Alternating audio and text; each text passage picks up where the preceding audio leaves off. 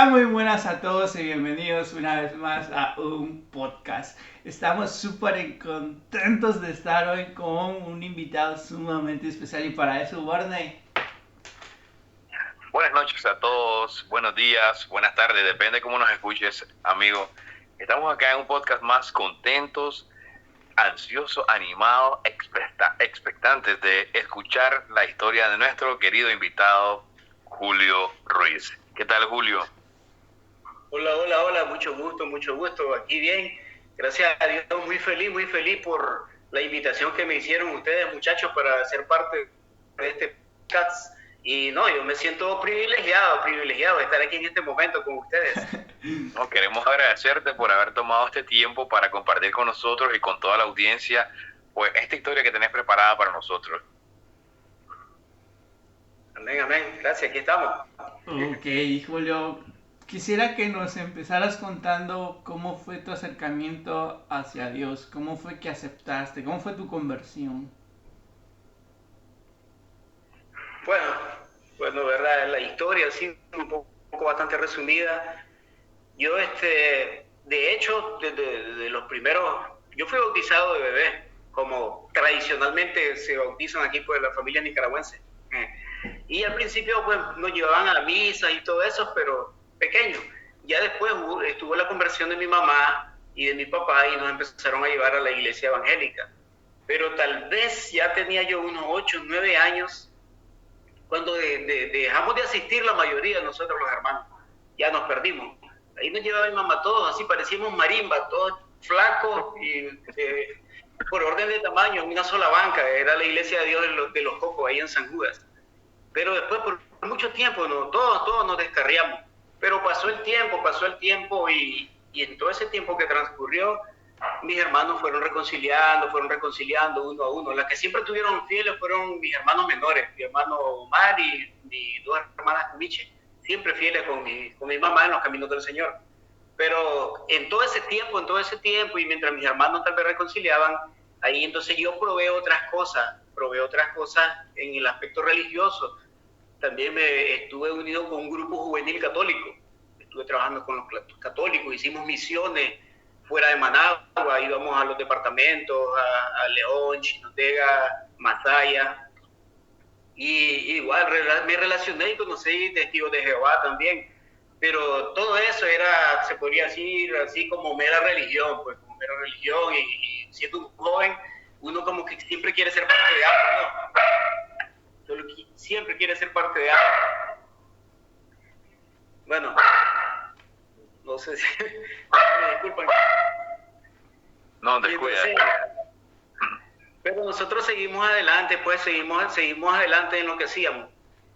Hasta que con el tiempo pasó algo. Ay, disculpen, ¿quién me va a ayudar con este intruso? Son cosas que pueden ocurrir, no te preocupes. Sí. Amor, sacarlo si quieres, por favor. Entonces, ¿qué pasa? Que con el tiempo, mi hermana menor, como explico también ahí en uno de los blogs, mi hermana menor se llama Roxana, ella desde pequeña tenía un problema de salud, un problema crónico en sus riñones, que por mucho tiempo siempre tenía momentos y tiempos largos de su problema de salud, que caía bien grave, y después tenía momentos y tiempos más suaves, pues que la podía llevar bien, pero cada día eso le iba deteriorando bastante. Entonces, ya buscando los 19 años, la edad de 19 años, entonces ya el problema se hizo más grave, se hizo mucho más grave en ella. Ya para ese tiempo, yo casado, yo había hecho un compromiso con mi esposa, y el compromiso era de que no queríamos tener nada que ver con religión, con ningún tipo de religión. O sea, tanto así, pues era el asunto, pues. No queríamos saber nada. A mí no me preocupaba, yo no quería saber nada. Mi hermana estaba bastante enferma, estaba en el hospital, entraba al hospital, salía, pues, días internada. Y como se venía poniendo bastante grave, entonces hasta mis propios hermanos, fíjate, venían aquí a la casa a buscarme para hablarme del Señor. Y yo te digo, como cada vez que venía me hablaban de Dios y yo quería evitar eso, había un momento en que me decían, ahí te buscan, ¿quién? Tu hermano. Entonces ya venía yo, me ponía un pantalón rápido, me empezaba a amarrar los zapatos para que cuando ellos entraran, fíjate que ahorita voy de salida, voy a hacer un vuelo. Tanto así porque lo evitaba yo, porque me ponía a pensar, me van a hablar de Dios, de que la niña está enferma y vos estás en el mundo y cosas así. Eso pensaba yo. Y entonces, y así fue. Me acuerdo que también ellos hacían todos los miércoles ayunos en la casa, rogando y intercediendo por mi hermana. Entonces, en un tiempo que mi hermana estuvo internada en el hospital La Mascota, entonces la familia hacía ayuno en la casa. Entonces, me acuerdo que ese miércoles, uno de esos miércoles yo tuve día libre. Entonces me dice, mamá, quiero que vayas al ayuno. Está bien, voy a ir. Pero ese miércoles yo, en vez de irme al ayuno, me fui al hospital La Mascota a buscarla a ella y le llevé un dinero, porque también ustedes saben, pues en esas circunstancias se necesita bastante pues, dinero. Y le fui a dar un dinero y estando allí en el hospital La Mascota, entonces viene mi mamá y me reprocha y me dice que andabas haciendo aquí si te dije que estuvieras en el ayuno. Sí, pero le ando dejando dinero. Le digo, usted también necesita eso. Ya está. No, otro que oren, le digo. Yo le vengo a apoyar con esto. Entonces me regañó, te vas para allá, me dice. Entonces yo salí sin ninguna intención de ir para allá al ayuno. Saliendo del hospital de la Mascota, ahí donde están los parqueos, en el parqueo allá afuera, que siempre hay bastante gente ahí, de casualidad, y había un grupo de unos misioneros estadounidenses, y que esos misioneros los habían llevado dos primos míos, que iban a orar por los enfermos de La Mascota. Entonces yo miro a mi primo y yo lo saludo. Entonces Eliezer se llama. Cualquiera diría, para ese tiempo, que Eliezer no era el mejor evangélico que se dijera, pues, pero era un tipo conocedor, pues. Entonces cuando yo lo saludo, él me dice lo mismo, pero ¿qué haces aquí si todos tus hermanos y la familia están allá ayudando por tu hermana? Le di la misma respuesta que le dije a mi mamá, misma justificación. Pero vino Eliezer y me empezó a hablar del Señor, mi primo. No sé si esto en alguna vez lo conté, no sé si él se lo ha contado. Entonces, primicia, pues. Él me empezó a hablar del Señor y ahí, escuchando a Eliezer, se me hizo un nudo en la garganta, brother. O sea, yo me sentí impactado de las palabras que él me decía. Entonces, y yo ya ahí empecé a mudar mi pensamiento, o el Señor lo empezó a mudar. Entonces, a la siguiente semana dije yo, voy a ir al ayuno, ahora sí voy a ir al ayuno. Y después de varias noches, pues, peleando conmigo mismo en mi mente, hablando con Dios, yo como reclamándole a Dios que porque mi hermana estaba en ese estado de salud, insuficiencia renal, estaba con muchos aparatos, porque estaba bien bastante maluquita. Entonces, yo dije, bueno, voy a ir al ayuno y voy a ir a aceptar al Señor, decía yo. Entonces, fui, pero no lo hice ese miércoles, para inicio de frontales. Entonces, después de una conversación que tuvimos ahí, entonces yo le dije a él, mira, yo vine aquí a aceptar al Señor, pues su pastor ora por mí.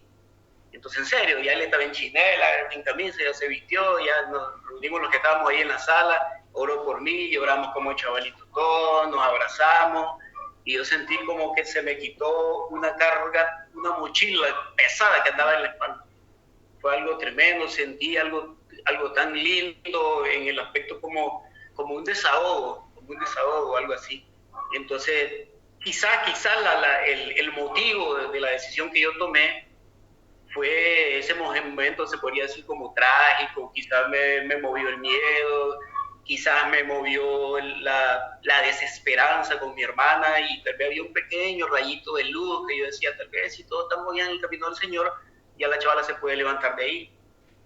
Pero ya a los días, entonces yo fui a visitarla para decirle eso, porque ella había aceptado al Señor, porque ella preguntaba si yo había aceptado al Señor, estando ahí en la cama. Y me acuerdo que ese día que entré ahí al hospital, pues me dieron chance de entrar, solo estaba mi otra hermana con ella, entonces ella salió, pero la enfermera me dijo porque no le hablara. Entonces ella, que no le hablaran ni la tocara ni nada, pues, porque estaba muy delicada. Entonces cuando yo entro, yo la miro, ella está en su cama, ella tiene vendados sus ojos porque ya le estorbaba la luz, tiene máscara de oxígeno, sí, mangueritas de oxígeno, está canalizada por todos lados, ahí está la pantalla donde están los latidos del corazón que están viendo, la presión arterial y todo eso. Entonces ahí estaban sus latidos, miren, varón, suavecito, pip, pip, suavecito los latidos. Entonces yo la quedo viendo y me siento impactado al ver a mi hermana ahí, pues mi hermana menor. Entonces yo no le podía hablar, pero estaba solo yo con ella. Entonces yo lo que hice fue agarrar su mano. Yo agarré su mano así suavecita, y le empecé a acariciar, y entonces cuando miro que la pantalla empieza a hablar rápido, pip, pip, pip, pip, pip, pip. O sea, no le hablé, no me escuchó, no me miró, pero sí supo, no digo que tal vez supo que era yo, no sé, pues, pero sí que alguien estaba ahí. Entonces, porque su corazón se empezó a acelerar. Entonces, en ese momento entró la enfermera. Cuando yo digo la puerta, yo le suelto la mano. Entonces, ellos están monitoreando desde su estación arriba, afuera, los enfermeros. Entonces, y me dice, ¿qué le habló? Me dice. No, le digo, no, la verdad no, pero no le dije que le agarré la mano tampoco. Entonces, llamó un médico y ya la miraron ahí. Entonces, y yo probar con el corazón hecho trizas. Entonces, ya después dije yo, bueno, mañana voy de nuevo y tal vez puedo hablarle y darle la noticia. Esto fue jueves, amanecer viernes 17 de julio del 2009. Y entonces ya, pero el siguiente día en la mañana fue que ya llegó mi otro hermano a avisarme pues que mi hermana había fallecido. Entonces, para ese tiempo, en esos días, aparte del impacto trágico que se deben de imaginar un ser querido tan allegado que causa la familia, entonces yo estaba, se podría decir, como confundido en lo que había pasado. Yo tenía otra perspectiva, yo pensé que iba a haber un milagro, yo miraba cómo llegaban no solo los pastores de otro lado, cuánta gente oraba por milagros, declaraba milagros y todo eso, pero había algo sí. El simple hecho de esa experiencia que pasé yo con mi hermana, eso me dio un poquito de fuerza porque aparte de que acepté al Señor, empecé a orar por las noches y empecé a leer la lectura bíblica. Y hay un texto que lo agarré desde entonces por años y lo he hecho así, y cada vez que estoy en momentos difíciles, aparte de otros textos, pienso en ese en particular, y es San Juan 5:24, que dice: el Señor, de cierto le digo, que el que oye mi palabra y crea al que me envió tiene vida eterna, y no vendrá a condenación, sino que ha pasado de muerte a vida. Entonces, eso a mí me daba esperanza. Y entonces la verdad que el blog, con lo del blog, yo desde entonces yo ya escribía. No tenía ni idea de hacer blog, pero ya escribía, siempre me ha gustado escribir. Entonces yo escribía algo al que le llamaba plática pendiente. Entonces, plática pendiente se refería al tema que yo iba a hablar con mi hermana, a mi confesión, pues, del paso que había dado al Señor. Y entonces, y eso fue lo que me mantuvo por mucho tiempo. Estar pensando que yo un día voy a ver a mi hermano, un día voy a ver a mi hermana, y ahí, porque te digo, del día que acepté, y aunque haya ido pequeño a la iglesia, y toda la experiencia que había tenido, todavía no había conocido a Jesús. Estaba apenas más, ni aún lo conozco como debería de conocerlo, pero esa fue como la punta de lanza, como la chispa, que las cosas vinieron pasando, y claro, uno ir orando, leyendo la lectura, y vas conociendo de Jesús, vas escuchando, viendo, y entonces, y ahí, esa fue la forma como vine a los pies del Señor. Poderoso, me encanta. Sí, es impactante realmente escuchar esto y ver cómo lo habla Dios. Evidentemente causa dolor, pero siento que el Señor Jesús ha ido sanando poco a poco esa herida que está ahí. Y me hizo eco con relación a nuestro tema de las pruebas. ¿Cómo fue tu reacción, ya como convertido al Señor, al recibir la noticia de la partida física de tu hermana? ¿Cómo reaccionaste? No, pues sí, fue en el momento que me viene a avisar mi hermano. Casualmente yo tenía el desayuno en la mesa, iba a desayunar con mi familia, cuando vino mi hermano y me avisó. Entonces, no, fue impactado, pero algo curioso, sí, en realidad ahora que lo preguntaba, Werner, no lloré en ese momento, no lloré, no sé, y yo digo que eso es algo como cuando las personas entran en shock. Ya no lloré, mi hermano vino y no lloró. Perdón, los que nos reunimos, de los hermanos que nos reunimos para ir en ese momento al hospital, ninguno de nosotros iba llorando. Y entonces, y hablábamos, bueno, ¿qué hay que hacer? ¿Qué pasa? Hay que buscar la caja, ¿quién se va a mover? Yo me acuerdo que yo fui con un amigo que tenemos de la familia, fuimos a buscar la caja, y ya le expliqué pues a mi amigo lo que había pasado. Bueno, vamos por la caja, pues, vamos, y anduvimos dando muchas vueltas, y estábamos como en shock.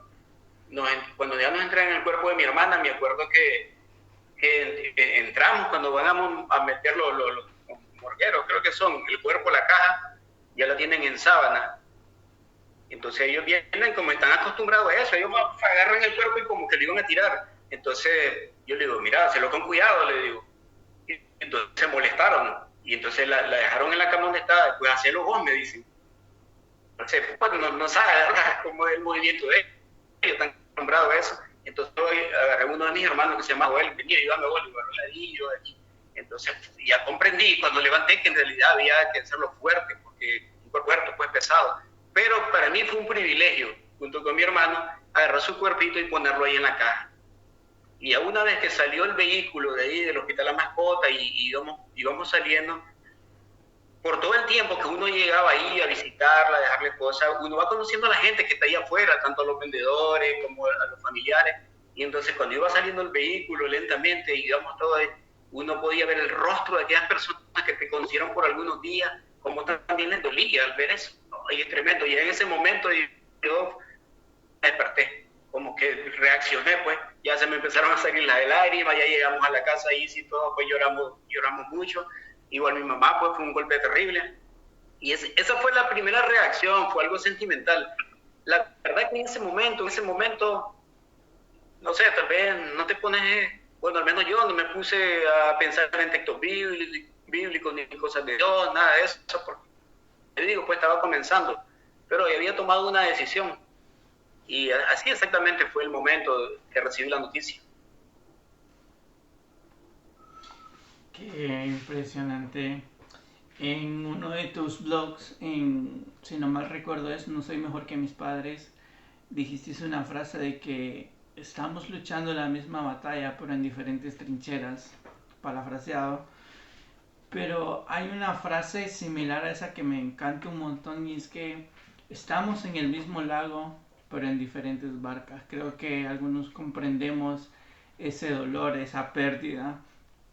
Y volviendo a las luchas, quiero traer a colación la historia de David y Goliat, de por qué necesitamos la prueba. Cuando David llega al campo de batalla, mira que está Goliat ahí ah, llevando al pueblo de Israel a un oprobio. Y entonces David pregunta, pero ese quién es y por qué está ahí. Y él empieza a explicar lo que estaba pasando. Y David dice, yo puedo con él. Y esto me enseña de que hay lugares a los que no vamos a acceder si no es mediante la prueba. David no se hubiese coronado si no hubiese vencido a Goliat. David no hubiese ocupado el trono si seguramente sí, pero Goliat lo promovió a otro nivel.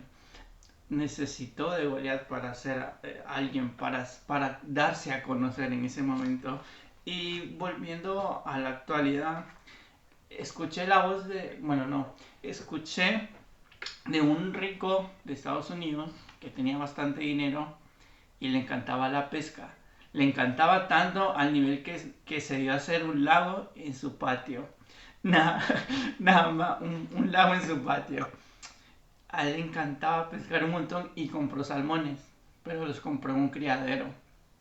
Cuando los vierten en el lago y él se ponía a pescar, él miraba que no se le resistían los salmones, los pescaba súper fácil. Cuando llegó al acuario llegaron a una conclusión y era que en la naturaleza, en la vida salvaje, el salmón tiene un depredador. Es un pececito, es pequeño, se llama caballá. Entonces este pequeño ataca al salmón y el salmón huye de él y a veces hasta contra la corriente del río. Así que esto hace que el salmón, por decirlo así, desarrolle como masa muscular. Cuando uno quiere pescar al salmón, ya como que ya está más fuertecito, ya de tanto luchar con ya tiene fuerza. Entonces lo que hizo este man, comprar caballar. Y los metió al lago junto con los salmones. Ya al tiempo cuando volvió a pescar, miraba que los salmones se les resistían porque ya habían desarrollado ese instinto de luchar.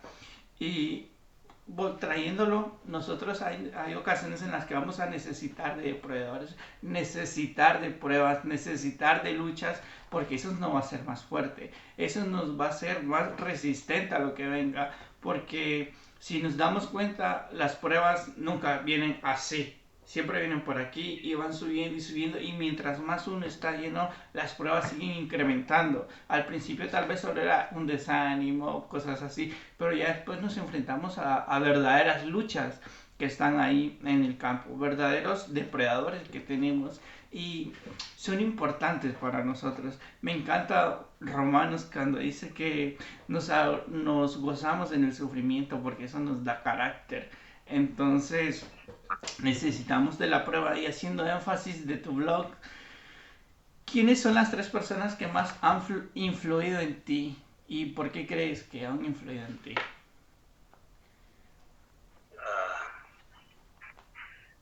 Bueno, muy interesante pregunta, porque oye, tengo que rebuscar bastante, porque te digo, he tenido mucha influencia, pero así por pensar en 3, por ejemplo, referente al blog, hablando referente al blog, a lo que hago ahí, incluyendo todo, la novela gráfica, los poemas y los artículos que escribo. Entonces, hay varias personas, pero te voy a mencionar a uno que se me viene ahorita, que es Sergio Bustamante. Sergio Bustamante, de clase Cuento Sergio, es un abogado, escritor de aquí de Nicaragua, es joven, que es muy creativo para hacer cosas, escribe libros para niños y todo. ¿Y por qué te me lo menciono a él? Porque el blog yo lo inicio como algo personal, como un backup, como algo que, como me gusta escribir, o como les comenté, me gusta escribir y digo yo, si algún día pierdo los papeles o algo, ahí lo tengo eso, y si alguien lo quiere leer, que lo lea, pues hasta ahí. Pues. Y esa novela gráfica, por lo menos la que tengo ahí completa, yo la novela gráfica, hace años que yo la tenía hecho a mano. Entonces mi hija pequeña, ya me decían, papi, ¿qué vas a hacer con eso? Entonces yo le decía, un día la voy a imprimir y la voy a tener así en papel y a colores, le decía yo. ¿En serio, papá? Me decían, oye, mi papá va a ser famoso, me decían. Y entonces, pero pues yo lo decía así. Entonces, pero desde pronto con lo de la tecnología y me encontré con eso de blogger, entonces probé y decidí empezar a publicar algunos capítulos. Y entonces Sergio Bustamante llegó a leer los primeros capítulos, entonces después se contactó conmigo, pues, y me preguntaba, hey, ¿qué pasó con Joel? Porque hubo un tiempo que lo dejé, pues, no publiqué y lo dejé, pues. Pero entonces él me decía, ya hasta vino aquí a mi casa, pues tuve el orgullo de tenerlo aquí en mi casa, y me dio unas palabras de aliento tremendas, ya siendo él un joven, pero ya estando él se autoproduce y todo. Entonces él me dice, mira, brother, terminalo que comenzaste, esa novela gráfica. No sé si vos lo haces por dinero, ¿por qué? Pues no, la verdad que no, digo, simplemente algo que me gusta y me gusta compartirlo con alguien porque lo quiera leer, pero es que está muy buena, dice, estoy muy interesado, dice, vos terminala, dice, y él vas a ver que al final, dice, el día que vos escribas fin, te vas a sentir satisfecho. Y entonces me dio aliento, me dio ánimo el brother, para que mi respeto para él, y así fue que hice. Tanto así, que eso fue hace rato, que otro brother también que la llegó a leer, hace poco, hace unos días, mira, hermano, me salió con esto. Ahí está, y me dice, también hacemos algo ahí, mira, me dice. Y bueno, gracias a Dios ya la tengo en físico, pues. Y entonces, esa es una persona, no sé si lo alargué mucho. Y hablando de las personas, pues, en lo espiritual,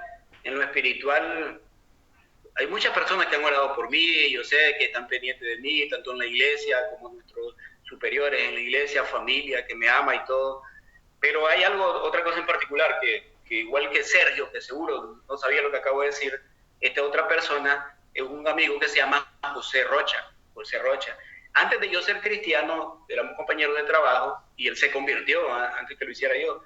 Y entonces él nos llegaba a todos hablando del Señor. Él nos predicaba, pues nos hablaba ahí como compañero. Y él llegaba contando que se montaba en las rutas y predicaba en los buses. Entonces la primera vez que me dijo eso, yo le digo, de plano, ¿no te da pena? No, me dice, ¿cómo me da pena? Y dice, vos sos loco, le decía. Y entonces, ¿y qué decís vos? Le decía. Y entonces él ya me contaba lo que decía, bueno, yo comienzo así. Y la gente, ¿cómo reacciona la gente? Y entonces él ya me contaba, pues, me contaba toda su experiencia. De ahí, tal vez el próximo día que nos miramos, y es que levantaste, te subiste a predicar en los buses. Sí, me decía, ¿y ahora qué dijiste? Le decía yo. Entonces yo me puse una cosa, no es que pensaba en ese momento ser cristiano, pero yo digo, si algún día yo llego a ser cristiano, yo voy a hacer lo que este brother hace. Porque digo, si hay miles, cientos de miles de nicaragüenses, como es de cristianos en el mundo, y miles, no sé, pues aquí en Nicaragua, y puedes contar los que se suben a un bus a predicar. Entonces yo sé que, pues, que no es que todos lo tenemos que hacer, pues, porque hay diferentes llamados, diferentes formas de trabajo, tiene que ver el tiempo y todo. Pero ese era mi pensamiento, parece. Si yo me hago cristiano, yo lo voy a hacer. Pero me convertí y eso no pasaba, pero sí me acordaba de lo que yo había dicho. Y ahí andaba yo dándole vuelta y yo decía, Señor, el próximo año sí predico en los buses. Y pasaron los años hasta que llegamos al 2019 con lo del COVID. Entonces, cuando ya vino lo del COVID, dije yo, ¿y si me muero y nunca lo hice? Entonces, en plena pandemia, me fui y le hice el llamado, y porque ya era líder de célula yo, y le hice el llamado a algunos hermanos de la célula y accedieron dos hermanos, Omar Ruiz, mi hermano, un hermano que se llama Alex Castro, y un sobrino que se llama Isaac, y se aventaron. Entonces yo, antes de salir a predicar a la ruta, desde el primer día, en la casa donde hacíamos la célula, era la casa de mi mamá, entonces le dije a mi papá, ore por nosotros, usted como el anciano de aquí de la casa, ore por nosotros, que el Señor nos guarde, y que pase lo que vaya a pasar, pues. Entonces en la casa estaban con miedo. Me acuerdo que hay hermanos que me escribían y me decían, está bonito lo que hacen, pero eso es en otro tiempo, y que no sé qué, pues, y uno comprende eso. Pero yo decía, si no es hoy, no creo que haya mañana. Entonces, y a los que iban conmigo yo les decía, ¿están dispuestos a hacer eso? Lo están haciendo de su propia cuenta. O sea, para que después no me hagan responsable y me echen la culpa de algo si pasaba ya. Entonces íbamos a la joven, íbamos con tapabocas, y más conseguíamos tapabocas para regalar a las personas en la ruta. A los que iban sentados nosotros le íbamos regalando un tapabocas a cada uno, y uno de nosotros se ponía en la puerta de atrás, y el que iba bajando le echábamos alcohol en las manos. Entonces también hacíamos esa obra social, se podía decir, todo eso mientras yo iba predicando adelante. Entonces y es tremendo. Después gente se contactó conmigo, mira, yo quiero apoyarte con alcohol, mira, yo quiero donar máscaras también. Y así, y anduvimos varios días y nos montamos en rutas, nos pasábamos a otras, así anduvimos. Vimos gente, tal vez como en 2 veces grabé con el teléfono, me lo ponía aquí para grabar directamente la cámara a los pasajeros. Y ahí se puede ver en una de esas grabaciones como cuando al final yo pues llamé porque si querían orar, inclinarán sus cabezas, y la mayoría inclinó su rostro. La mayoría cerró los ojos de los que iban sentados ahí. Entonces, y algunas personas también después, ya cuando nos íbamos a sentar, que terminamos de predicar, nos decían que bueno, lo que están haciendo ustedes, y eso se necesita. Y no sé, pues eso me lo influyó ese chaval, ese brother, José Rocha, él influyó en mí. Y otra cosa, tal vez, no sé si estará bien también, en mi manera, vos sabes que cada persona, tanto vos, Werner, como vos, Javi, y como todos nosotros los cristianos, tenemos una sola fe, confesamos un solo credo, pero también habemos muchos que tal vez podemos tener diferentes perspectivas en puntos doctrinales, sobre todo en aquellos puntos que no están necesariamente explícitos en la palabra del Señor. Hay temas implícitos y hay temas que pueden estar sujetos a debate, pero yo en mi posición no pretendo ser dogmático, pues, pero la persona que influyó a mí, que me puedo familiarizar con su forma de pensar, su forma de predicar, que me encanta, su testimonio, su vida, que lo he venido estudiando, es R.C. Sproul. Seguro pues lo han escuchado de él. R.C. Sproul ya está en la presencia del Señor, este predicador presbiteriano de Estados Unidos. Yo, como todos, me imagino que todos en internet venimos, escuchamos a uno, escuchamos a otro, pero cuando llegué a encontrarme con R.C., brother, impactó mi vida. Entonces, ahorita sí, rapidito te puedo decir, esas son las 3 personas que me han influenciado bien. ¿Y qué consejo le darías a alguien que quiere iniciar un blog?